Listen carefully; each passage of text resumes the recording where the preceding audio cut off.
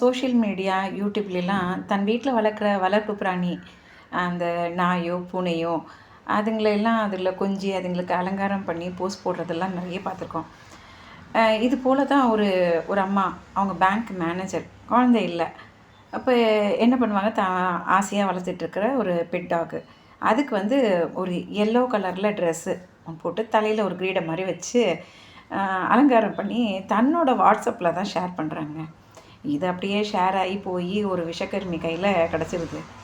இது உடனே எங்களுடைய மத உணர்வுகளை எல்லாம் புண்படுத்திட்டாங்க அந்த அம்மா அப்படின்னு சொல்லிட்டு போலீஸ் ஸ்டேஷனில் போய் கம்ப்ளைண்ட் கொடுக்குறாரு. இங்கே கிடையாதுங்க, பஞ்சாப் அண்ட் ஹரியானாவில். நம்ம ஊர்லலாம் நிஜமாக க்ரைம் நடந்தாலே எஃப்ஐஆர் போடக்கூட மாட்டாங்க, சிஎஸ்ஆர் கொடுக்குறதே பெரிய விஷயம். அப்படி இருக்கும் பொழுது இந்த கம்ப்ளைண்ட் எடுத்துக்கிட்டு அந்த ஊரில் பாருங்கள் எஃப்ஐஆரே போடுறாங்க. இந்த அம்மாவுக்கு வந்து சம்மன் அனுப்பி சாட்சி விசாரணைக்கு வாங்கன்னு சொல்லிடுறாங்க.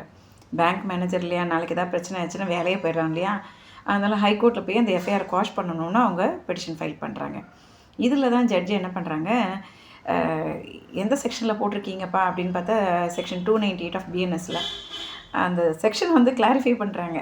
அது என்ன சொல்ல வருது அப்படின்னா, மத உணர்வுகளை புண்படுத்துறதுனா, ஒன்று அந்த பொருள் வந்து ஒரு மத ரீதியான பயன்பாட்டுக்கு உரிய இடத்துல அது மத உணர்வுகளோட சம்மந்தப்பட்ட பொருளாக இருந்து அதை அவங்க சேதப்படுத்துகிறச்சோ, அல்லது ஒரு மத ஊர்வலத்தில் அது போன்ற பொருட்களை வந்து வேணும்னே இன்டென்ஷனோட பண்ணும் பொழுது அதை சேதப்படுத்துகிறதோ, தரக்குறைவா அதனோட மற்றவங்களோட அந்த சமயத்தை சேர்ந்தவர்களுடைய உணர்வுகளை புண்படுத்துவதும் நடந்துக்கிறது தான் வந்து இந்த செக்ஷன் இது அட்ராக்ட் பண்ணும்.